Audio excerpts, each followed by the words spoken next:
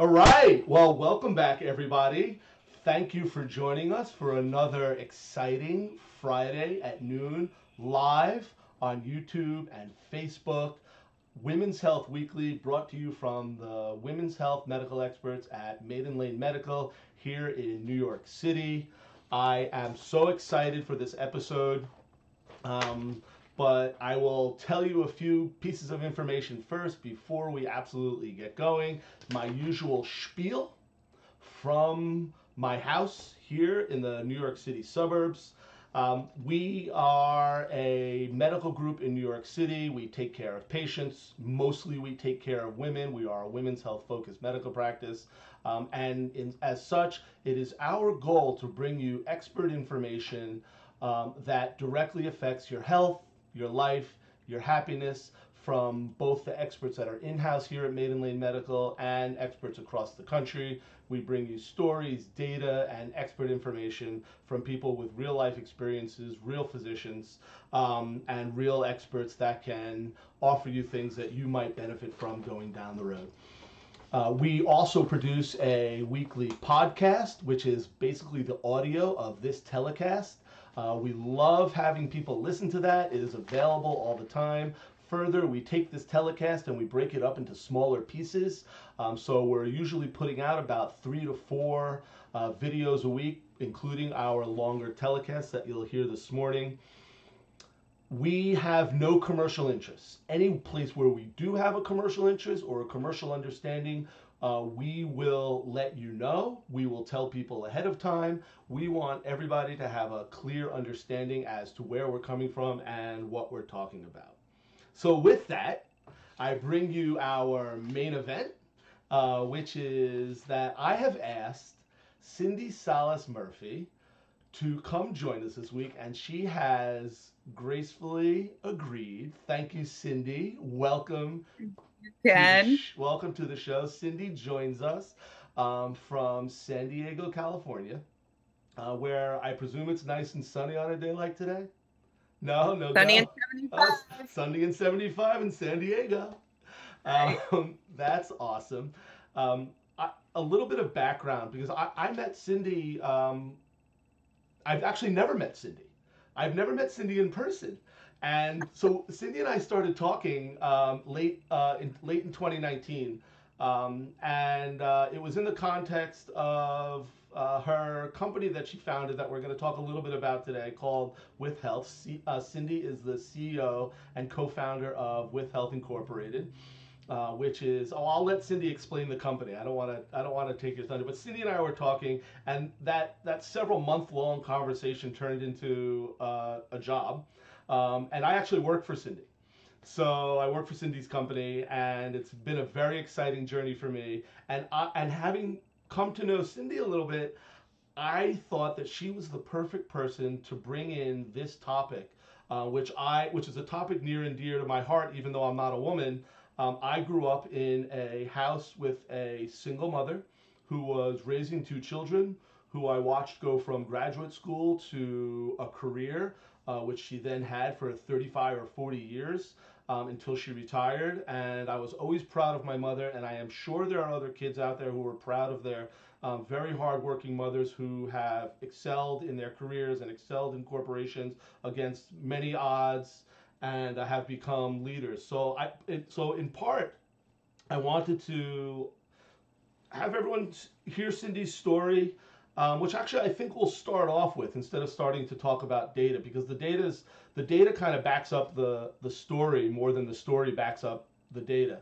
So Cindy is, as I said, not only has a graduate degree, a master's in public health, but also is the CEO and co-founder of WithHealth Incorporated. So I'm going to let Cindy tell her story, which I am sure everybody who's listening will be very interested in. Oh, Ken, thank you. You're so kind. Well, it's interesting how so much can happen nowadays that we've never been in the same room together. But quite honestly, I think after the first time we spoke, we knew we were kindred spirits, weren't we? Yeah, right. It was great fun. It was great fun. So as Ken said, it's such a pleasure for me to be here. And thank you, Ken, for inviting me to participate.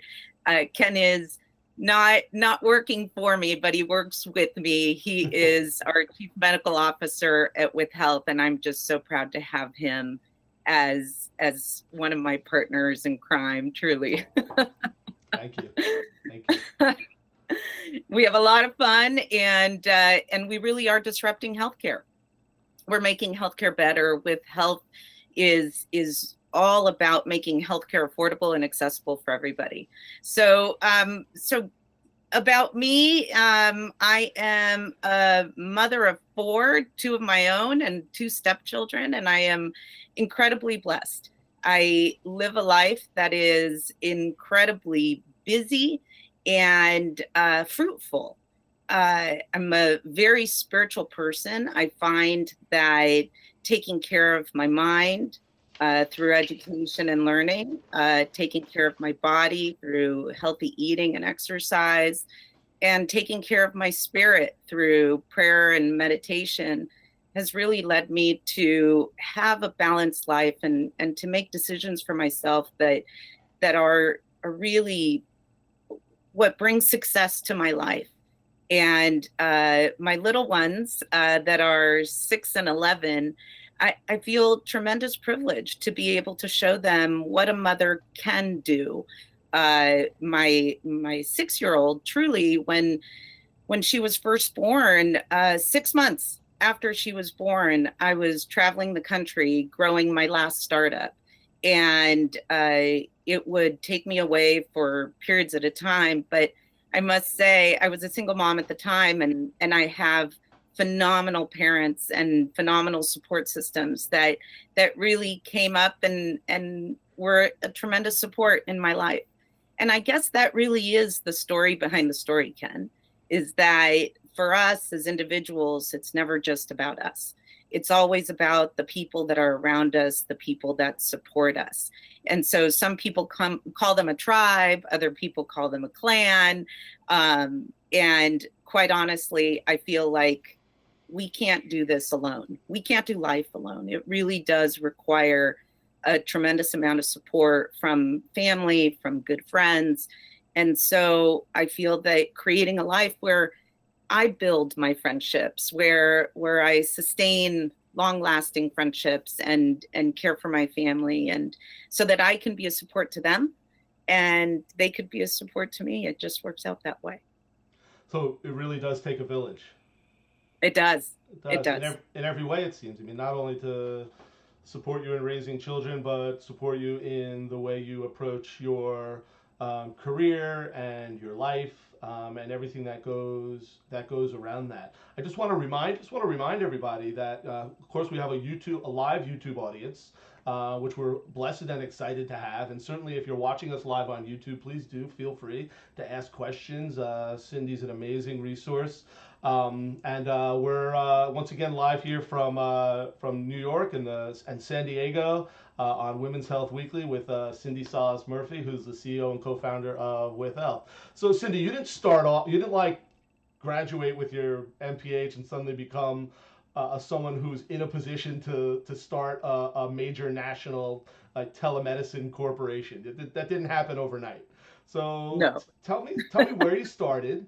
And what were some of the challenges in developing the leadership acumen and leadership roles that you were able to develop? You bet. So quite honestly, my journey started when I was about 8 years old.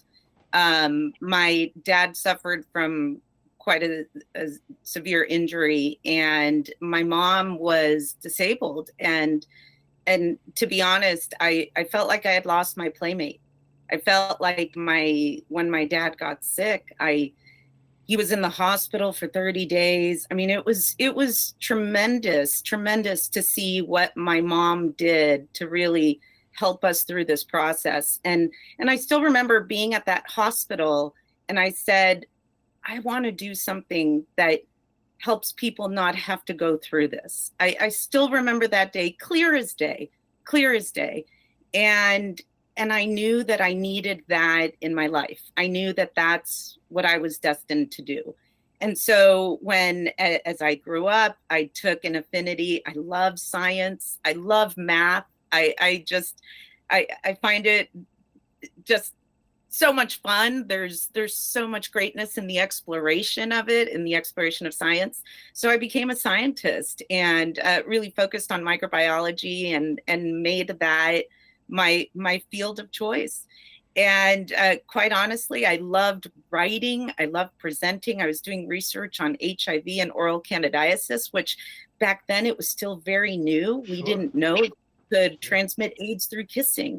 So I really was very privileged that I could do research in that field and learn more about it and support patients through that journey. And I would love to write. I love doing the research. I hated going to the lab and running Western blots at 4 a.m. It was not for me. And nowadays, automated and I mean, I was making auger plates at that time. It was crazy. And now you buy them, right? Right. So in that time I really felt like I needed to do something. And I had a phenomenal mentor, and she said to me, go run a hospital somewhere, be with people and make a difference that way. You don't have to be in the lab, and you can still use these skills and go run a hospital. So I did, and I made that pivot, and I pursued my master in public health. And the reason why I chose public health instead of business is that I felt that the way that we could make the biggest impact is not by addressing individuals through a business, but more about creating a solution for our community. Because if we look at illness by symptom, we're never going to get to the real answer. The only way we'll get to the real answer is we look at what is encompassing in the illness, not just that one symptom. And so I felt like going the public health route was giving me that opportunity to do it. And it was so much fun. And Ken, you have an MPH, so you remember, I do. that. It was an amazing time. It was an amazing time of discovery for me personally about the world and the world of healthcare, in pursuing a master's in public health. And sidetrack, I would always encourage people, if they're going to choose a graduate degree anywhere in healthcare, that an MPH is a really excellent choice. So anyway, you didn't just walk into a hospital and become like senior leadership in a hospital. There were challenges along the way.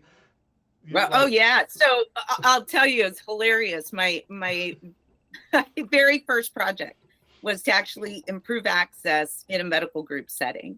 And I still remember working through that and asking physicians to work more, to see more patients in the same amount of time. And as you can imagine,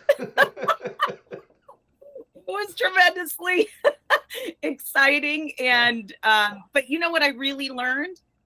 I learned of the power of data.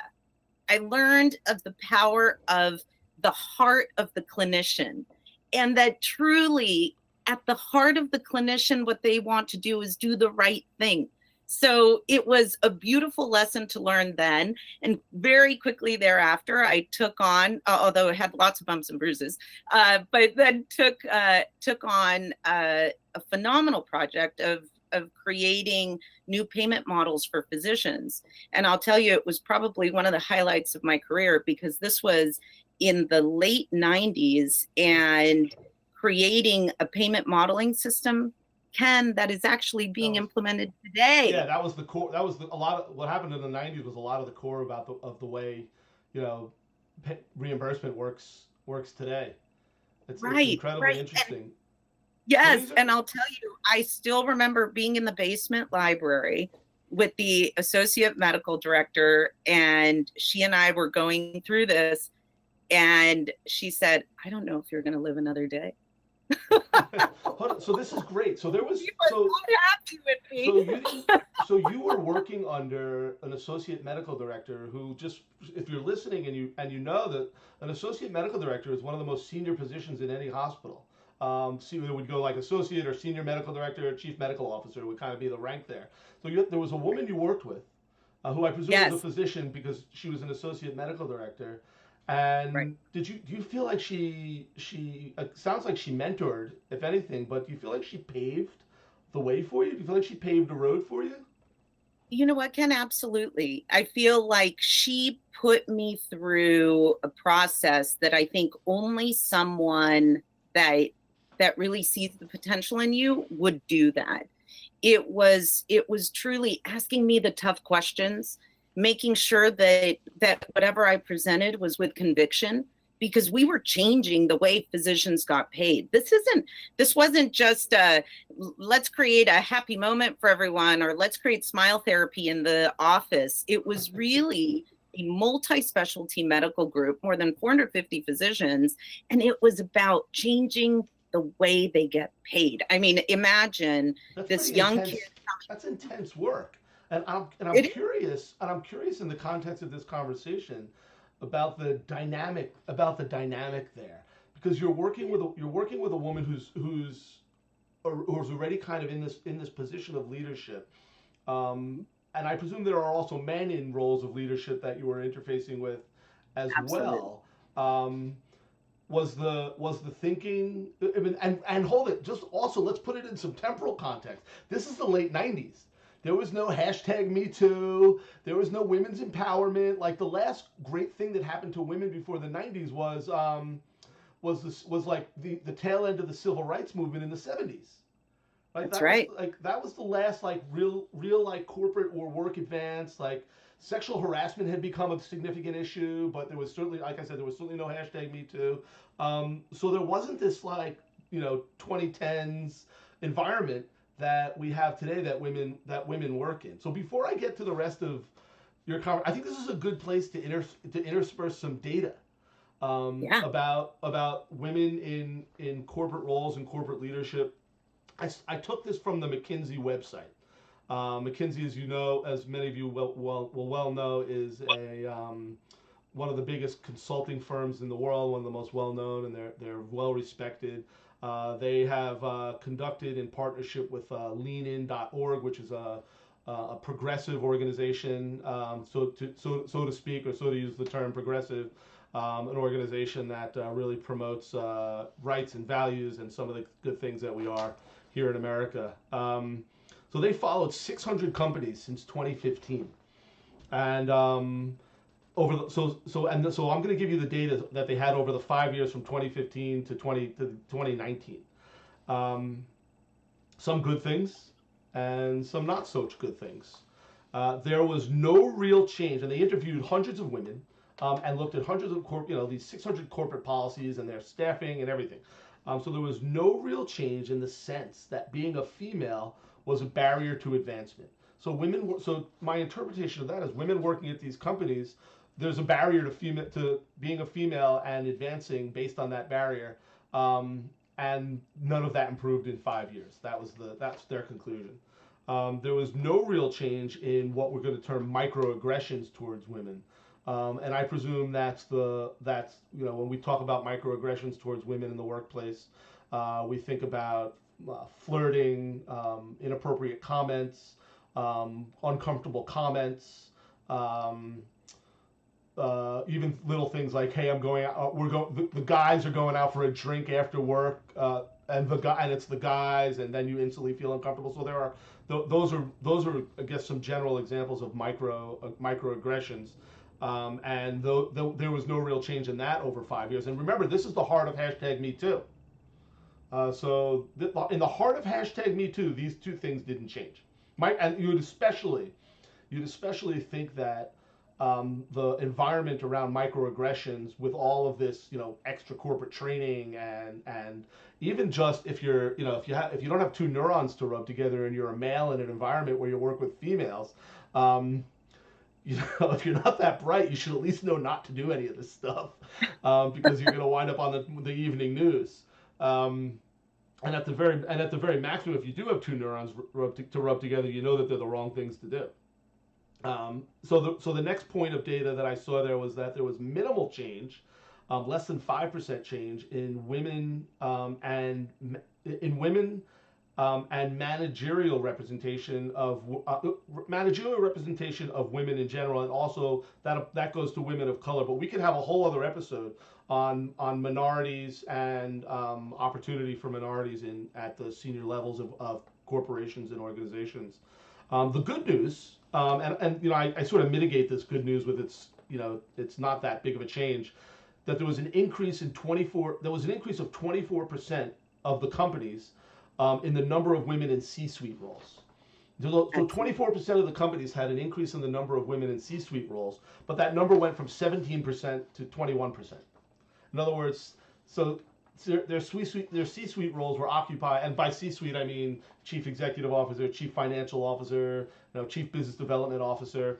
Those are C-suite roles, and those went from 17% of the C-suite roles were occupied by women, and then 5 years later, 21%. And so, considering that women make up like roughly 50% of our population, doesn't seem very.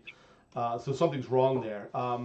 So it remains the fact that there's a huge underrepresentation of women in these roles, and the case is that for every 100 men promoted, only 72 women are promoted. So those are some of the corporate. That's some of the corporate environment and corporate practices that we can discuss. So anyway, back to Cindy. Knowing that data, let's go back to talking about Cindy because this is, and again, you're not just starting out in a career where you're looking to become a chief executive officer or you're going to become a chief executive officer. You were doing this in the 90s and early 2000s when a lot less of this maybe we could just call it sugarcoating at this point, because if there's no real change then it's just sugarcoating. Stuff existed. So what were some of the challenges that you faced, and was it consistent with anything I'm saying? Absolutely. I think, some of the challenges, to be quite honest, had to do with age bias, because when you're very young, I was a 22-year-old and able to really make big changes, getting from the physicians, the male physicians in particular, saying, what the hell do you know? You're 22 years old and you know how to run numbers, and instead of really looking at how is it that you came up with this information. So the curiosity to understand how did I come up with that information, I think was thrown at the wayside because of my age, because, and quite honestly, because I was a young gal showing up, right? And so I must say, Ken, I didn't mention this at the beginning, but I think I was really trained to do this. I was I'm one of 5 kids. I had 3 brothers that all passed away as babies, and it was just my sister and I and my parents. And I'll tell you, my dad told me, and my mom would tell me every day, you can do anything. Doesn't matter. Girls or boys, you can do anything. I was never told, oh, don't try that. Don't do that. If I wanted to play baseball, I'd play baseball. If I wanted to play volleyball, I'd play volleyball. It didn't matter. If I wanted to do ballet or cheer, they never said you can't do anything. I remember changing the oil in the car. I think I was 10 years old. Awesome. That's awesome. That's a good dad. I know. Yeah, I can't wait for you to meet him. He's awesome. My mom is too. I mean, they really are. But you know what? On top of that, I think that going to an all predominantly female college also prepared me for that, where I went to a co-ed high school, but going to a predominantly women's college, there is no juxtapositioning as far as debate with male, female. So when I came out of school, I wasn't conditioned to look for the bias, but also it put me in a position where it allowed me to ignore the bias, even if it was thrown at me. So I really feel like I was well prepared for it. But something that you bring up, Ken, that the data resonates really with what is happening today, especially with this number of 17 to 21%, going from 17 to 21% in the C-suite. It's really the notion of implicit bias. We're great. I think today we are great about looking out for those biases. I think the one thing Me Too has done, although it did a lot of things, the one thing that I believe is really primordial that it did is that it started the conversation so that people wouldn't be afraid to have those conversations. I think the pendulum swung in the entire other way, and truly it made it for founders like me to go out and speak with investors where I was told, you got to bring somebody with you. I'm not going to talk to you by yourself. So, I mean, that was real. But the piece that I think really I have noticed is this implicit bias. And the implicit bias is something that is just innate. And it is really challenging, even with the Me Too effort. It's really challenging to do away with that implicit bias because we don't often hear it ourselves. So I'll give you an example. My co-founder and I were meeting with an investor, and it was a female investor. So this bias transcends all genders. I was meeting with an investor. We were meeting with an investor, and the investor said, "Hey, Mark, you guys travel so much. What are you doing?" So the investor said, "You guys travel a lot, don't you?" And Mark goes, "Yeah, we do." And the investor looked at me or asked Mark, "Do you have kids?" And he said, "Yeah, I do. I have 3. The investor asked me, "Do you have kids?" And I said, "Yes, I do." And she said, "How do you do it? How do you travel so much with the kids at home?" Mark just said he had 3 kids. How do you travel? One second. How do you you have 1 more kid than he does. How do you travel so much, Cindy? Mark, no problem. We understand how Mark does it. But how do you do it? That's amazing. Exactly. Exactly. It's sort of like a bias. Exactly. And it came from another female. So look, I don't believe that there was any malintent, but that's what I call that implicit bias, that bias that automatically exists, that who's responsible for the caretaking of the children is the mother.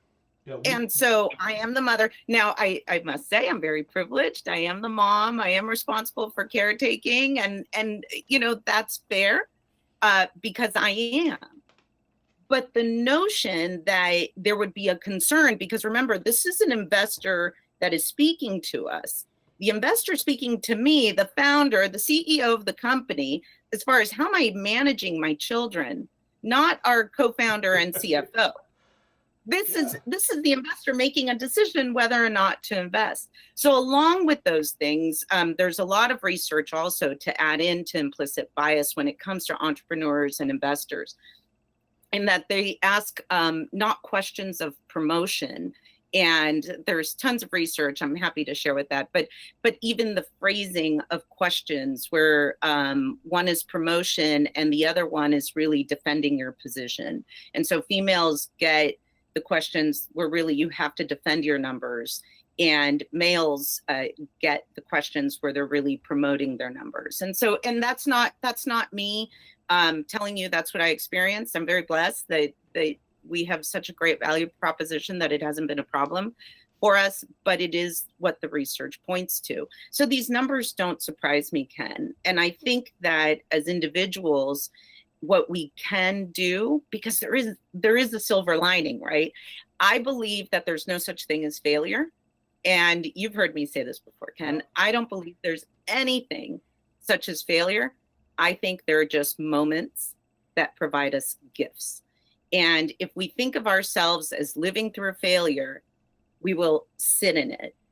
But if you think of a moment where something didn't go the way you expected it to, and you actually look at it as a gift, then you come out on the other side feeling blessed, feeling grateful for that moment that occurred. So going back to what we were speaking of, what's the silver lining in all this? What's the silver lining in this bias that we're seeing? It's that there's growth potential. It's that the women out there, the parents out there have the opportunity to rise above. We have the opportunity to create a culture where we're promoting other individuals to come together and create a better experience as we all grow into our careers. The idea is that you can do anything you want to do, and teaching others that that is in fact true, that you can do anything you want to, and living those values, that's the silver lining. that truly is the silver lining. And I think for women, why is that the silver lining? Because men have also been compartmentalized. Men are, when you think of a carpenter, how many times do you say he? When you think of a plumber, how many times do you say he? When you think of a physician, even, Ken, how many times does that happen, right? Where we just hear the word he. So men have also been compartmentalized. And so I think that it really gives us the opportunity to rise above, to create a new conversation where we say, you can accomplish anything. Anything is possible. And really creating that, believing that for yourself. So I love the message. The message is great, but the question is, so that's how it should be, right? But the question is, how do we get there? And you marked out you brought up the topic of implicit. I like to call it unconscious bias, because right, it's definitely there. It's unconscious, and you hope that people don't act on that unconscious bias. But the bottom line is they do, because they don't necessarily realize that's their bias. And you pointed that out. And I think that if you kind of look at that as an overarching theme, that unconscious or implicit bias, that everything else streams from that. The ability for a company to engage in what would otherwise be unfair and considerate discriminatory practices. How that missing rung exists from, getting from like middle to senior management up. If you don't get to that, then you'll never get to the C-suite. And even in things like maternity leave policies, which are, to my estimation, I'm going to get to that. I promise I'm going to get to that in a second. Which, to my estimation, is as a giant. And again, we could talk for another hour about maternity leave policies, but which is another huge barrier in the advancement of women towards the C-suite, becoming founders, and having an opportunity to develop their skills and talents for what they really are on an equal footing with everyone else in a given company. So, actually talking about maternity leave policies, you have children at home. You've obviously taken. My guess is you took some time off from whatever you were doing to at the initial. I didn't hear the history on that, but you don't have to share it. But I'm going to take a guess. But you had to, at that time, you had some choices to make. I did. And you could have taken 2 weeks off and run back to work. You could have you potentially have taken 6 months off and not run back to work. I guess the question the point I'm trying to bring up, and that I'd really like your engagement on, is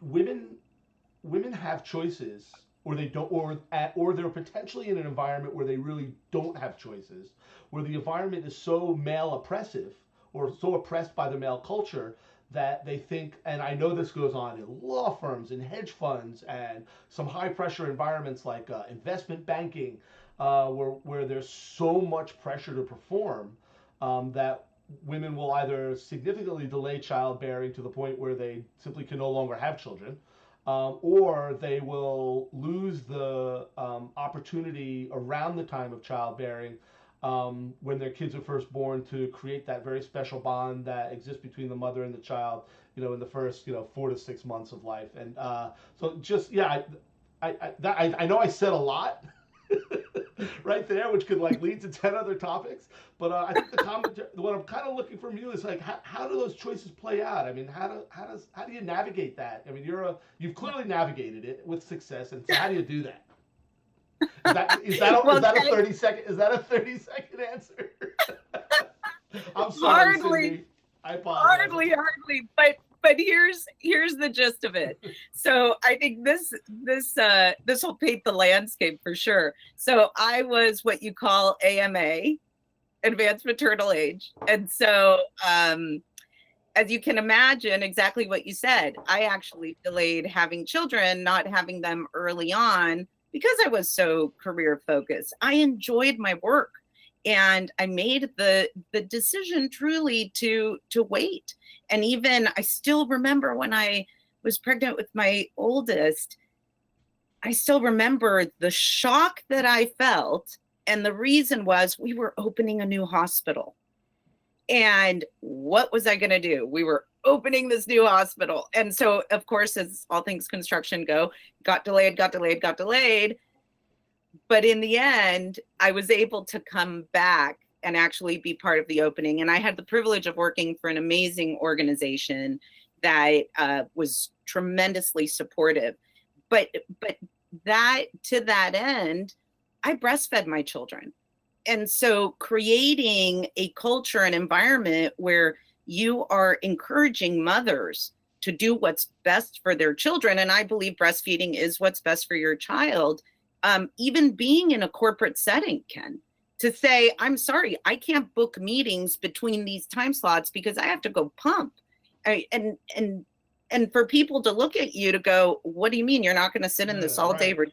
Yeah, right, right, What's that bag you're carrying, and why do you have a cooler in your hand? right. I mean, it truly, it is challenging, and it does take fortitude to actually, say this is important and I'm doing this. When I had my second child, I didn't have that privilege. I didn't have that privilege, not because it wasn't bestowed on me, but really I didn't have that privilege because I didn't give myself that privilege.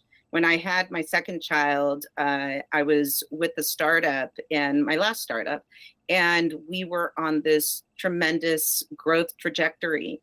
And truly, I saw the difference that we were making for hospitals. I saw the difference that we were making for people's lives, hospitals across the country. So I felt like I took a much shorter time frame, and I was back at it. But my employer, again, was supportive of the decisions that I made. And really, I must admit, I was senior in the organization, so I was able to really lay out what would work for me. But I feel that employer would have done that for anybody else. I think one of the pieces is really choosing where you work, creating your employer of choice, making that employer of choice decision very carefully, that it's not something that you just do very quickly and you decide to jump on board.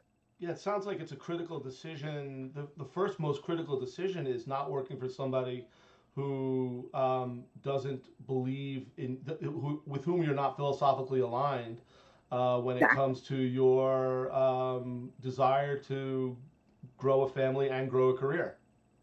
Right. And when you stop becoming philosophically aligned, that you make the decision to step away, that you don't stay in a role where you think it's going to get better. You really, if you're philosophically unaligned, you go, It doesn't. because It's like a bad relation. It's like a bad relationship. I mean, people don't change yeah, that much. exactly. Company policies really don't change unless some lawyer forces them to change, and certainly Exactly. and attitudes generally don't change. Yeah. No, I've never had that happen to me, so I'm very blessed in that sense. But I think for others, that's a very real situation. So you may be aligned at the beginning, but you've reached a point where you're no longer aligned because your own values may have changed. Maybe you started when you didn't want children, and then now you do want children. Finding that, what I call quality match, is absolutely critical.